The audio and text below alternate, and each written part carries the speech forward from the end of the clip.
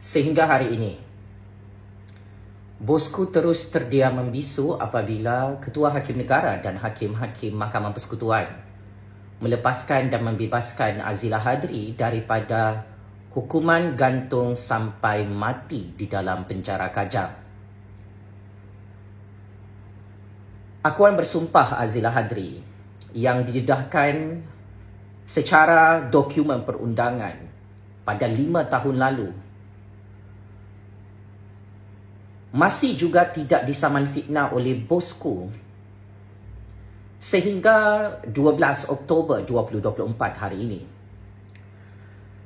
Cukup mengejutkan. Apakah sebenarnya yang ditakuti oleh bosku sehingga beliau selaku nama utama yang disebut oleh Azila Hadri sebagai dalang utama mengarahkan bekas polis itu membunuh Antantuya Sharibu masih tidak berani untuk saman fitnah Azila Hadri dalam mana-mana mahkamah Malaysia.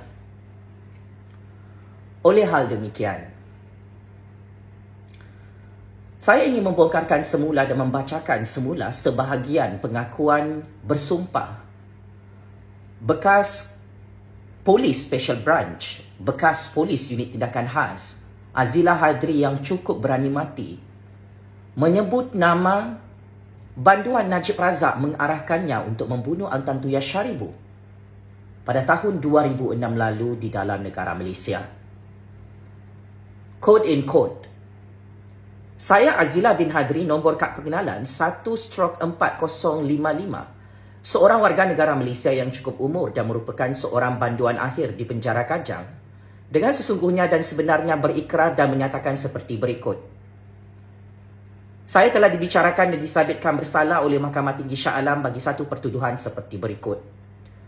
Bahawa kamu bersama-sama antara jam 10 malam 19 Oktober 2006 hingga jam 1 pagi 20 Oktober 2006 di antara lot 12843 dan lot 16735 mukim Bukit Raja di dalam daerah Petaling di dalam negeri Selangor Darul Ihsan, dalam mencapai niat bersama kamu berdua telah melakukan bunuh dengan menyebabkan kematian terhadap Antantuya Sharibu, pasport nombor I021785, seorang warga negara Mongolia, dan oleh yang demikian kamu telah melakukan satu kesalahan yang boleh dihukum di bawah Seksyen 302 Kanun Kesiksaan, dibaca bersama dengan Seksyen 34 Kanun yang sama.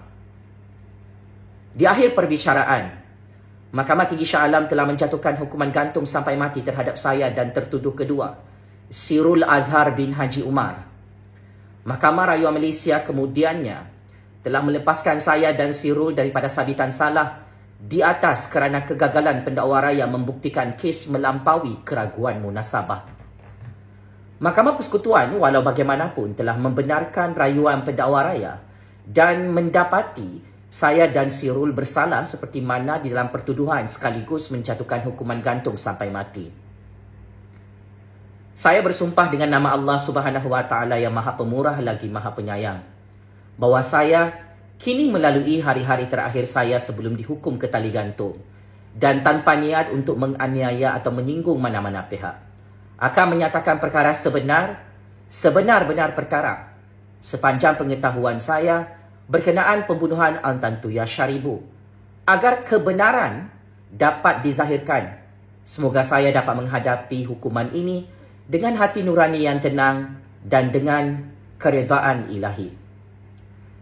17 Oktober 2006, sewaktu satu tugasan rasmi di kediaman Sri Kenangan Pekan Pahang, DSP Musa Safri, seorang aide de camp kepada Timbalan Perdana Menteri Malaysia pada waktu tersebut ialah Datuk Seri Najib Razak, memanggil saya di hadapan rumah dan memberitahu bahawa TPM mahu berjumpa saya.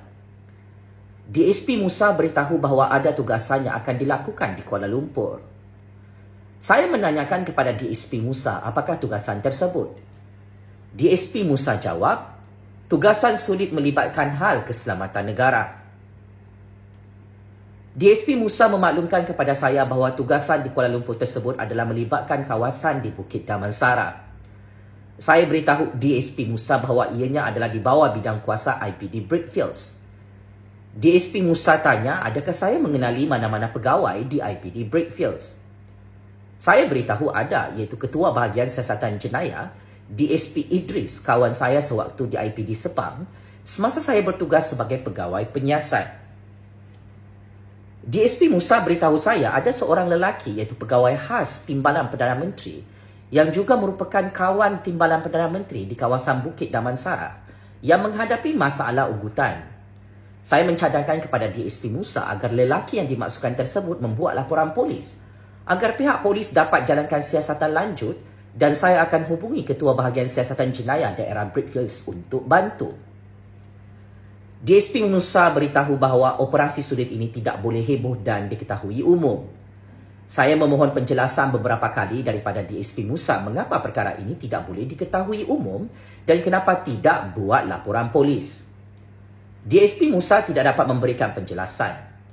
DSP Musa kemudiannya masuk ke dalam rumah dan lebih kurang 5 minit kemudian beliau datang semula kepada saya dan bawa saya untuk berjumpa TPM di dalam rumah. DSP Musa bawa saya berjumpa TPM di dalam satu bilik pejabat di dalam kediaman Seri Kenangan dan DSP Musa kemudiannya keluar dari bilik tersebut. TPM menanyakan kepada saya sama ada saya kenal pegawai polis di IPD Brickfields. Saya mengiyakan. TPM beritahu kepada saya bahawa seorang perisi asing dari negara luar kini berada di Kuala Lumpur dan cuba mengugut TPM dan pegawai khas TPM yang dikenali sebagai Razak Baginda. Pegawai khas tersebut merupakan kawan baik TPM yang mana saya pernah berjumpa dengannya sewaktu tugasan rasmi di London suatu ketika dahulu. Perisi asing tersebut adalah seorang perempuan amat berbahaya kerana banyak rahsia tentang keselamatan negara yang diketahuinya. Perisi asing tersebut tidak dapat mendekati Timbalan Perdana Menteri Datuk Seri Najib Razak kerana kawalan keselamatan yang ketat, maka perisi asing tersebut membuat ugutan terhadap pegawai khas Timbalan Perdana Menteri tersebut. TPM arahkan saya untuk jalankan operasi sulit apabila saya pulang ke Kuala Lumpur nanti. Saya perlu berhati-hati dengan perempuan perisi asing tersebut kerana beliau pandai berkata-kata dan penuh tipu hela. Salah satunya adalah bahawa beliau sedang mengandung. Saya beritahu TPM bahawa satu laporan polis perlu dibuat berkenaan perkara ini dan kemudian saya akan minta bantuan daripada kawan saya di IPD Brickfields namun ianya tidak dipersetujui Timbalan Perdana Menteri Datuk Seri Najib Razak. TPM menyatakan bahawa perkara ini tidak boleh diketahui umum kerana ianya melibatkan ancaman kepada keselamatan negara. TPM kemudiannya mengarahkan saya untuk jalankan operasi sulit untuk tangkap dan hapuskan perisik tersebut dengan sulit dan musnahkan mayatnya. Saya bertanya kepada Timbalan Perdana Menteri Datuk Seri Najib Razak apa yang dimaksudkan dengan tangkap dan hapuskan perisi asing tersebut. Dan Timbalan Perdana Menteri menjawab, shoot to kill sambil menunjukkan isyarat memotong leher. Apabila ditanya berkenaan maksud musnahkan mayat perisik asing tersebut, Timbalan Perdana Menteri Datuk Seri Muhammad Najib Razak menjawab, lupuskan mayat perisi asing, hilangkan kesan.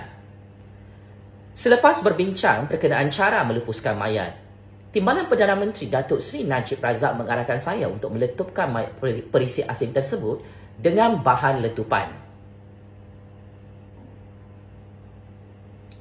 Timbalan Perdana Menteri mengingatkan saya supaya jalankan operasi sulit ini dengan berhati-hati dan dengan tahap kerahsiaan yang tinggi tanpa diketahui umum kerana ini melibatkan ancaman kepada keselamatan negara.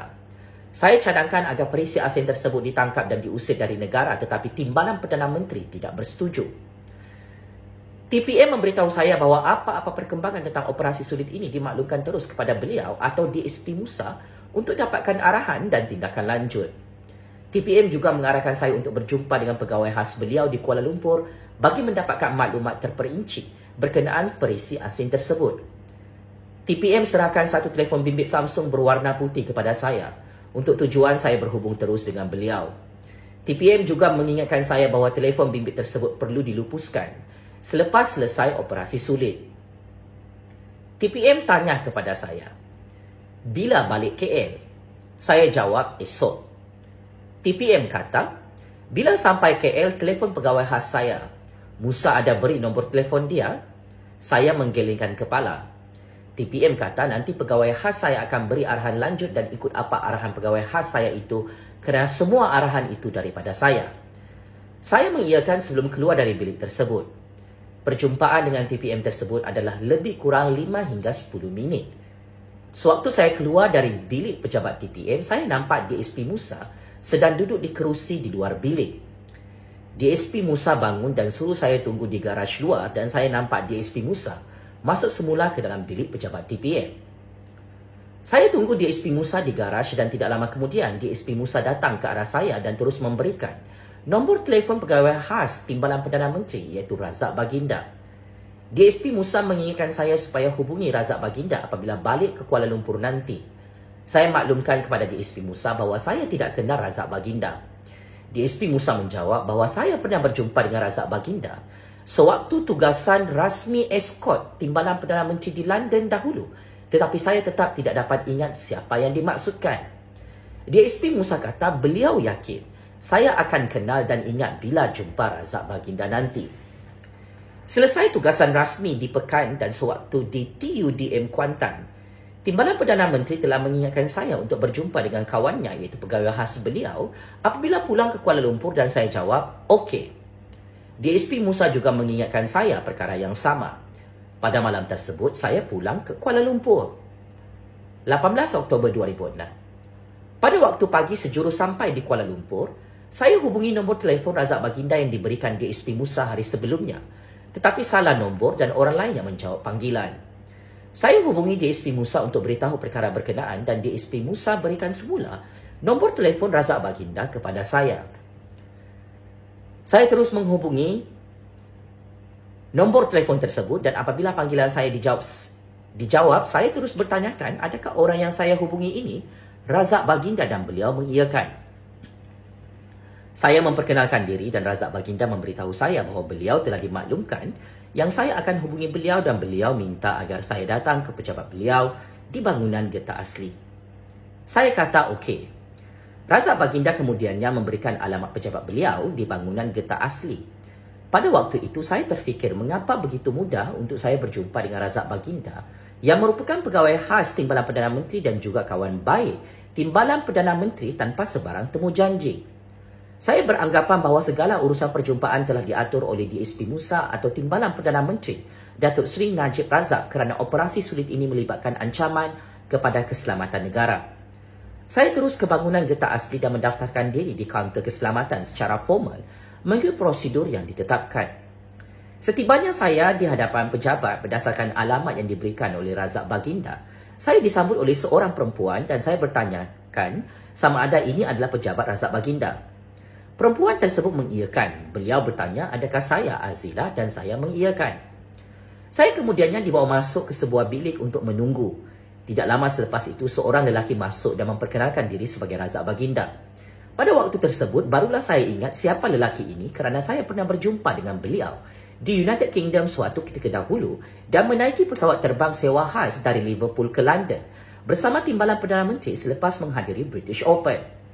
Sewaktu menjalankan tugasan rasmi eskort Timbalan Perdana Menteri di London, saya juga pernah diarahkan oleh Timbalan Perdana Menteri untuk eskort beliau dan Razak Baginda ke sebuah kondominium yang berada tidak jauh dari hotel penginapan Timbalan Perdana Menteri Datuk Seri Najib Razak. Sewaktu perjumpaan dengan Razak Baginda di pejabat beliau di bangunan Getah Asli tersebut, saya memperkenalkan diri sebagai pegawai polis dari Unit Tindakan Khas Bukit Aman dan bahawa saya telah diarahkan oleh Timbalan Perdana Menteri Datuk Seri Najib Razak untuk berjumpa dengan Razak Baginda dan DSP Musa yang telah berikan nombor telefon Razak Baginda kepada saya. Razak Baginda beritahu saya bahawa beliau sudah sedia maklum yang saya akan telefon dan jumpa beliau atas arahan Timbalan Perdana Menteri untuk dapatkan maklumat lanjut tentang operasi sulit yang melibatkan ancaman kepada keselamatan negara. Razak Baginda kemudiannya memberitahu saya bahawa seorang perisi asing telah membuat ugutan kepada Timbalan Perdana Menteri dan beliau dengan menghantar surat ugutan panggilan telefon datang membuat kecoh di pejabat beliau di bangunan Getah Asli dan juga cuba datang ke rumah beliau tetapi dihalang pegawai keselamatan. Razak Baginda juga beritahu bahawa perisi asing tersebut sering mengekori pergerakan beliau di sekitar Kuala Lumpur dan Putrajaya Namun perisi asing tersebut tidak dapat menghampiri Timbalan Perdana Menteri kerana kawalan keselamatan ketat daripada UTK dan pihak polis di kediaman rasmi Timbalan Perdana Menteri. Razak Baginda kemudiannya ada keluarkan beberapa sampul surat pelbagai saiz berwarna putih dan coklat, dan setelah membelek-belek salah satu sampul surat tersebut, beliau berikannya kepada saya dan minta saya baca isi kandungan surat tersebut. Saya bertanyakan kepada Razak Baginda adakah kesemua sampul surat itu dihantar oleh perisi asing tersebut, dan beliau mengiyakan. Saya minta kebenaran untuk lihat dan buka kesemua surat tersebut, tetapi tidak dibenarkan Razak Baginda. Saya beritahu Razak Baginda, buat apa saya baca setakat satu surat? Adalah lebih baik tak perlu baca semua sekali.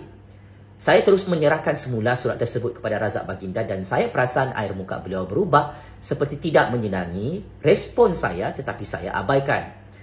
Razak Baginda ada memegang sehelai kertas A4 dan memberitahu saya bahawa saya tidak dibenarkan untuk mendapatkan salinan dan hanya boleh catat butir-butir yang penting. Butir-butir yang diberitahu Razak Baginda kepada saya sambil merujuk kertas A4 tersebut, yang mana saya ada catatkan di atas kertas, adalah seperti berikut. Perisi asing tersebut merupakan seorang perempuan warga negara Mongolia bernama Altantuya atau Amina yang memiliki 3 pasport kewarganegaraan, iaitu Mongolia, Perancis dan Rusia. Seorang intelijen, pandai bercakap dan merupakan seorang perisi. Mudah untuk mengenali perisi asing tersebut kerana rupa parasnya seperti perempuan Cina. Banyak maklumat berkaitan rahsia negara, aset keselamatan negara dan rahsia Timbalan Perdana Menteri Datuk Seri Najib Razak diketahui oleh perisi asing tersebut. Timbalan Perdana Menteri risau perisi asing ini akan mendedahkan rahsia-rahsia tersebut. Perisi asing tersebut telah datang ke Malaysia sebanyak 2 kali.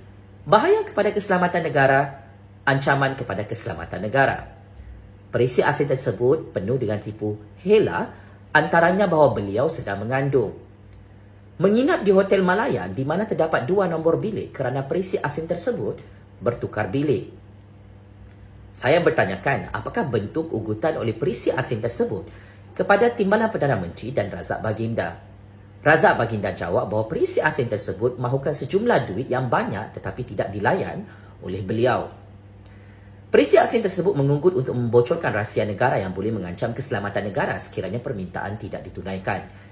Saya bertanya apakah yang dimaksudkan dengan rahsia negara yang boleh mengancam keselamatan negara, dan Razak Baginda menjawab tentang kekuatan aset keselamatan negara, tentang hubungan peribadi Timbalan Perdana Menteri dan Razak Baginda dengan perisi asing tersebut.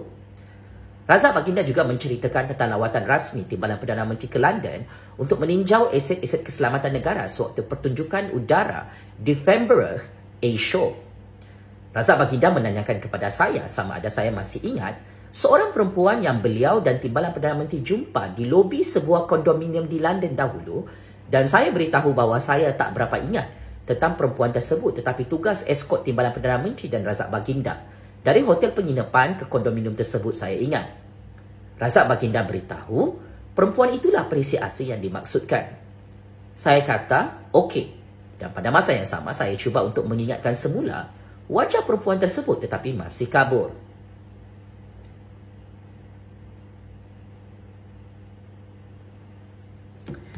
Begitulah ringkasan akuan bersumpah Azila Hadri menyebut nama Najib Razak dan Razak Baginda sebagai antara watak-watak penting dalam skandal pembunuhan Altantuya Sharibu.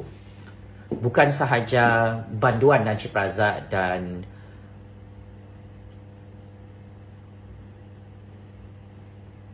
keluarganya yang tidak mahu saman fitnah Azila Hadri yang masih hidup bebas daripada hukuman gantung sampai mati. Malah Razak Baginda juga orang kanan dan sahabat baik banduan Najib Razak tidak dapat berkata apa-apa tentang akuan bersumpah ini, dan beliau tidak menafikan kebenaran ini sehingga sampai tahun 2024 rakyat Malaysia tertanya-tanya. Kalau banduan Najib Razak dan Razak Baginda tidak ada telur untuk saman fitnah seorang bekas polis dalam unit tindakan khas Bukit Aman Kuala Lumpur, ini bermaksud catatan dokumen perundangan Statutory Declaration yang saya bacakan dan bongkarkan hari ini adalah boleh dianggap Satu tuduhan dan dakwaan yang sedang menghancurkan banduan Najib Razak di dalam Malaysia. Banduan Najib Razak tersilap dalam game politik ini apabila beliau sedang sibuk saman fitnah Tommy Thomas yang memetik kenyataan Azila Hadri dan beberapa saksi hidup menyebut nama Najib Razak sebagai orang utama yang mengarahkan untuk bunuh Ang Tan Tuya Syaribu.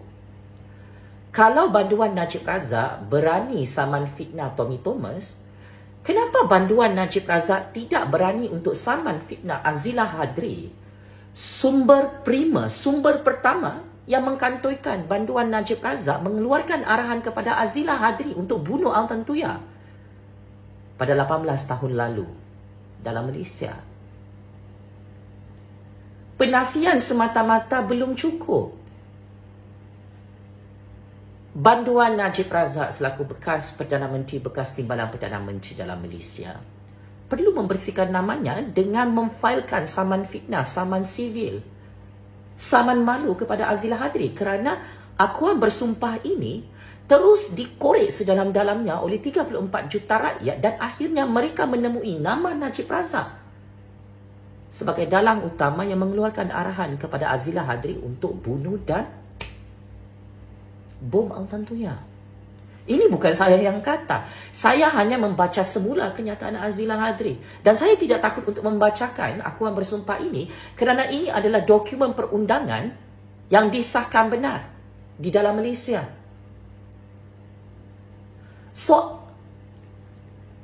macam mana banduan Najib Razak mahu membersihkan namanya jika beliau sendiri tidak takut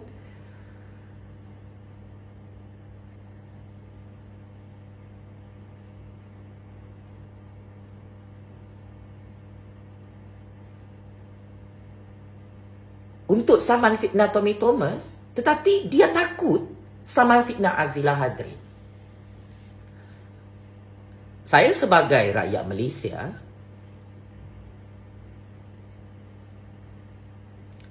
menganggap strategi undang-undang banduan Najib Razak ini adalah kurang cerdik dan kurang bijak.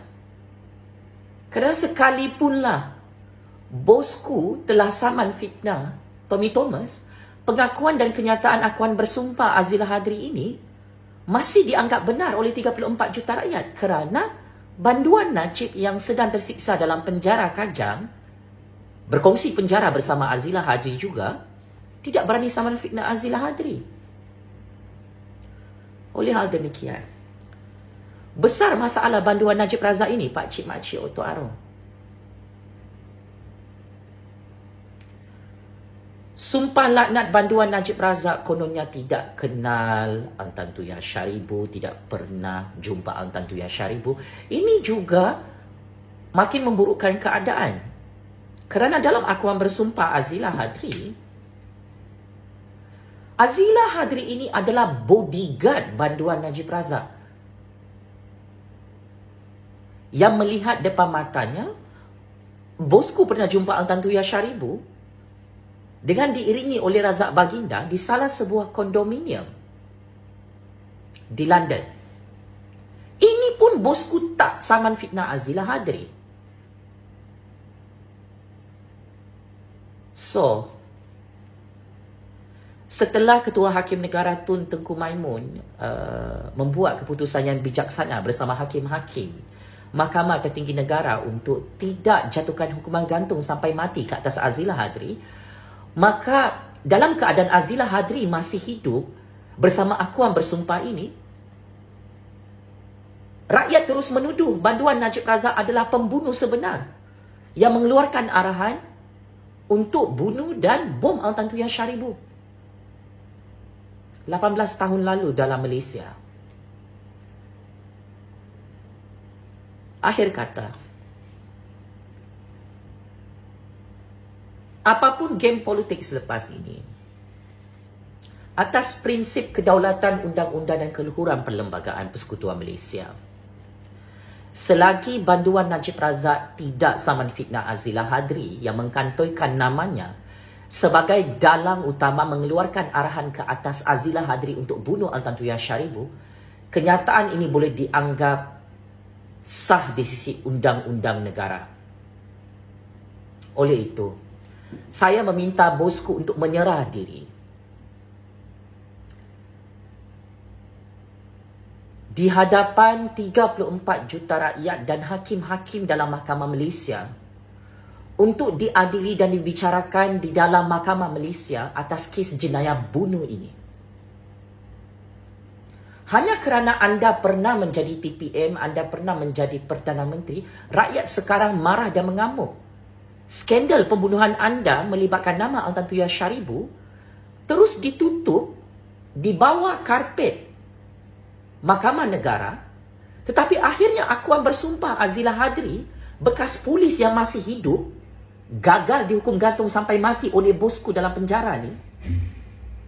Ini adalah tuduhan yang sangat berat dan pembuktian yang boleh dianggap benar dan sahih dalam perbicaraan mahkamah. Penyokong-penyokong bosku cakap pengakuan atas kata-kata Azila Hadri belum cukup untuk menuduh atau mendakwa atau menghukum banduan Najib Razak sebagai watak utama mengeluarkan arahan untuk bom C4 Altan Tuya. So, kalau betul kenyataan Azila Hadri ini tidak benar, tolong saman fitnah Azila Hadri, wahai banduan Najib Razak yang amat saya hormati. Malu penyokong-penyokong anda sekarang dalam negara Malaysia. Mereka tak tahu nak jawab apa kes skandal pembunuhan Altan Tuya Syaribu. Kerana anda sangat takut tidak ada telur untuk saman fitnah Azila Hadri. Secara tuntas, pembunuhan dan modus operandi untuk bom Altan Tuya Syaribu ini adalah satu signal kepada rakyat Malaysia, mana-mana kita yang bersuara dalam percaturan kuasa negara, kita juga boleh dibom C4 bila-bila masa. Jika kita mengkritik mana-mana VVIP atau VIP yang melanggar undang-undang dan perlembagaan negara. Saya pernah nampak depan mata saya ada politikus, geng bosku, dibayar untuk ceroboh masuk rumah saya jam 3 pagi, serbu rumah saya jam 3 pagi, culik saya jam 3 pagi. Ada bekas-bekas Perdana Menteri yang obses nak tangkap saya dan culik saya hanya kerana saya berani bersuara. Dan saya memang hampir dibunuh dalam Malaysia, diculik seperti mana Altan Tuya Syaribu diculik atas arahan bosku yang diakui oleh Azila Hadri yang masih hidup dalam penjara Kajang hari ini. Saya ingin highlight, bosku dan cyber troopers beliau pernah berkata, buat apa kami saman fitnah Azila Hadri, Jufazli Shah Ahmad, kalau Azila Hadri tinggal beberapa hari lagi dihukum gantung sampai mati dalam penjara Kajang. Nah, sekarang Ketua Hakim Negara Tun Tengku Maimun dan Hakim-Hakim Mahkamah Persekutuan bebaskan Azila Hadri daripada hukuman gantung sampai mati dan beliau dibenarkan untuk terus hidup dalam Malaysia. Apalagi alasan bosku dan orang-orangnya untuk tidak saman fitnah Azila Hadri dalam keadaan bekas polis ini menjadi saksi hidup, menyatakan secara jelas Najib Razak mengeluarkan arahan kepada Azila Hadri untuk bunuh Altan Tuya Syaribu. Checkmate dan kantoi habis. Bosku yang tidak boleh menutup semua dokumen perundangan dan bukti kokoh yang dibocorkan dan didedahkan oleh Azila Hadri. Bosku adalah watak utama dan tok dalang yang mengeluarkan arahan untuk bunuh Altan Tuya Syaribu. Justice untuk Altan Tuya Syaribu. Saya tahu setiap malam bosku tidak dapat tidur dengan aman, tenang dan nyenyak dalam penjara Kajang kerana hantu Altan Tuya selalu mengejar anda. Selagi bosku tidak mengaku salah atas dosa besarnya membunuh seorang wanita mengandung yang tidak bersalah, selagi itu kehidupan bosku akan hancur sehina-hinanya di dunia dan akhirat, sekalipun bosku mempunyai kabel yang sangat besar di dalam negara maupun di seluruh dunia. Checkmate and game over. Justice untuk mendiang Altan Tuya Syaribu. Justice untuk Azila Hadri yang dikambing hitamkan oleh bosku dalam Malaysia akhirnya terlepas daripada hukuman gantung sampai mati, sehingga bosku terkejut-kejut ketakutan tak berani saman fitnah Azila Hadri yang mengkantoikan nama Najib Razak mengeluarkan arahan ke atas Azila Hadri untuk bunuh Altan Tuya pada tahun 2006 lalu. Game is over, bosku. Sekian, terima kasih.